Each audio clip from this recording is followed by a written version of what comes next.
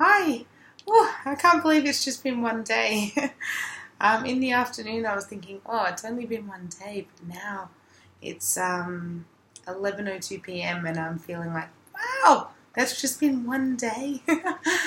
So I took notes to help me recall it all. I've just walked home in the rain, in the hot rain. So I woke up in the morning and I had coffee. I found a place that did coffee. I think it was just Nescafe because it didn't taste so good. But it was coffee, so it tasted great. And it was Thailand's. It tasted awesome. Then I went and organised my phone. I have a SIM card. I got in touch with the family and everyone. Well, the family anyway, and sorted that out. And I walked down to Koh San Road, and to get there I had to go down the alleyway, and then there was a sign on a little A4 sheet of paper that said, go up the stairs and go down the stairs at the end. And you go up down this tiny little place and then you go down again. And there I am on Koh San Road. These notes feel like they're from weeks ago, but they're just from this morning. The tuk-tuks, and this beautiful man is telling me all the places I should go, and he says, oh, but if you go to this station, you'll spend 5,000 baht, but because you're a Farang, a Westerner, if you go to this station, Thai Ratchini, I think it was, you'll spend 1,500. So I go and I bargain and I get it for 1,200, and he says, this is a pirate ship. I said, okay, is it safe? Yes. Is it legal? No, it's a pirate ship. Okay, let me on board. So I have my own pirate ship. I'll try and post some photos later, but I'm spewing. I left my my camera at home, so I just took a couple of photos on my phone. And but like going down the river, and it's like boom, and the water coming up everywhere, and going past and just taking in the sights, and it was incredible. Very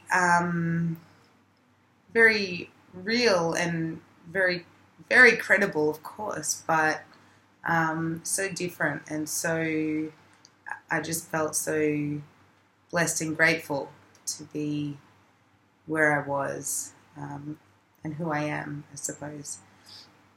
Going past, and there's houses along the river and people smiling and waving as you go by. This little girl blowing a kiss back to her, and the lizards, like 4 feet long lizards, and their belly is like this big, crawling up along the concrete embankments, and everything is so makeshift. CDs hanging in the sky maybe to attract the birds, or I'm not sure, and so much. Everything looks half done but completely done, and just works. It all just works. And you're driving past and you see all the construction sites have these signs that say safety first, safety first, safety first, and they don't look nearly up to the standards of safety that we have, yet it's still so safe. Everything works. The traffic goes vroom, vroom, vroom, vroom, vroom, but no one ever gets hit, and no one honks their horn or anything. Everyone just, a car comes out to move out, and people just move out of the way and go around the other way, and it just works. Okay, what else is in my notes? The pirate ship. Oh, and on the pirate ship, when you're going, and you see these signs that fish feeding, and people are standing on the banks and throwing bread or something into the water, and these fish are just going catfish maybe, I'm not sure. And the floating market, and these 3 boats come up, these 3 tiny little boats, 1 man each boat, and they're selling just little trinkets and who knows what. I bought something just to buy something, and and then I bought a beer for my my pirate ship driver. What else have we got? We have got and as you're going through the river, so you have to wait, and you dock the boats, and they tie it up to there's some string on the wall they tie a big rope up to, and you wait for the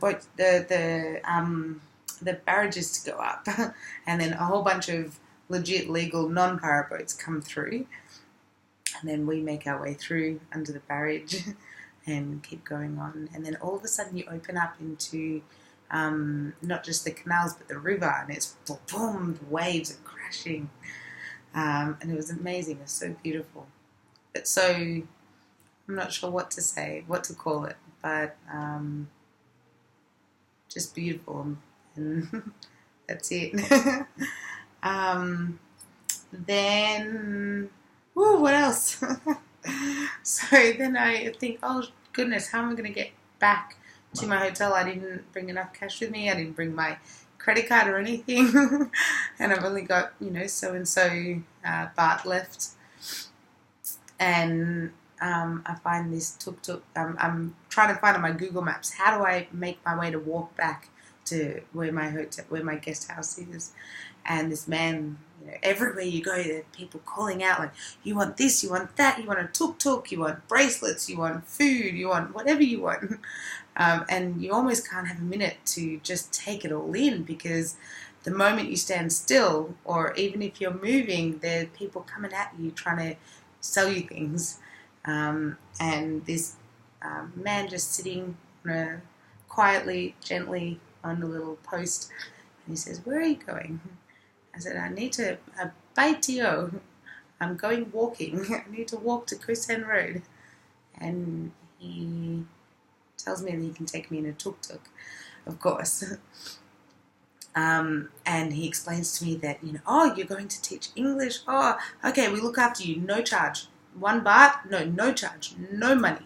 And he finds a driver for me, and he says, no money, but we take you to the Golden Buddha, and we take you to the fashion factory, of course. And it's all a great big scam in a sense, but it's a system that they work by, I'm sure. And there was a period of a couple of hours where I felt had by every conversation that I was having, where I felt very vulnerable, like fresh meat. Like, oh, there's a farang, a Westerner, go. You give her the spiel, show her how it's done, and take her here, there, and everywhere, and we'll get something out of her, and you get these promo codes. Anyway, I worked my way out of that one and got myself back to my hotel for free, but I gave the driver 20 baht for the trouble, because the look of disappointment on their face when you say no. And even though you've said no the whole way through, they still try and get you through to some deal. And then when you say no at the very end, all the way through saying no, but at the very end when you say no, there's like sheer disappointment, and all of a sudden they've completely lost interest in you. And it's really, I'm not sure what words to use for it again, but it's it really kind of hits me here that there's so much work put into these systems, and I'm sure they talk on their phone, and they organize it ahead in advance, and they've got all these people lined up to have some kind of sale which they'll gain commission on. And then when you say no, and their face drops. And I really struggled with that this afternoon, and how to deal with just saying no and realizing that there's going to be some person who comes along and says yes for them, and they get so many no's every day. So I gave him something, because I felt horrible that he's gone to all this trouble and he's taking me to the Golden Buddha, and the man takes me, and I said, but no, I've got bare shoulders. I can't go into the temple, into the what. And he said, it's okay, we'll look through the window, and this is the Golden Buddha. It's 100% gold, and it's the only one somewhere, I'm not sure where. And I practiced my Thai. I realized I was practicing my Thai and asking everyone, Kun che rai ka, which means what is your name? And then forgetting the person's name when they tell me, because I'm too concerned about, did I get that right in Thai? But this man's name was Mr. Pan. And he shows me through the window to the Golden Buddha, and he says, this is Buddha Day, and you get it's a tax-free day. And I still don't know if that was all part of the scam still, or if it actually is Buddha Day. I have to Google it. I don't know. and I made a wish from the Golden Buddha, and it was beautiful, but all through the window. And maybe just because of this, maybe just because of the promotion they're trying to do, I'm not sure. And then I go, where am I? What next? So much. That's all that's on my notes. Then the afternoon was pretty cruisy. I chilled out in the guest house with the aircon, laid down, got on the phone with my family and had a shower, a cold shower. And then I went out tonight and I had one Long Island iced tea, and all of a sudden, whoa, the night started, and there's live music, and there's like people coming up to you left, right, and centre. Do you want to buy these bracelets? And the vibe is completely altered from daytime, and it's something else, you know. No, you don't know because you're not here. I'm here. I don't know what to call it. I don't know any words for all the things I'm experiencing. It's a whole new world. And then I stopped and had a massage because I just wanted to, and they were calling out from everywhere. And all of a sudden I was in heaven, and what was going through me was how much we hold on to, how much I hold on to in my day-to-day, every day, in, call it the Western world, whatever you will, and how much I was able to just release and let go and allow myself to feel that relaxation and to feel the service of another. And then I got up, I felt like I was in another world, which I am, and walked home, and the rain started, and these humongous droplets falling on me, and it felt amazing. And that brings me to now. Here I am. What a day. It's been amazing, really amazing. Even though at times it's felt just not like nothing, but here I am in another country, in another world, on my own, and taking in everything.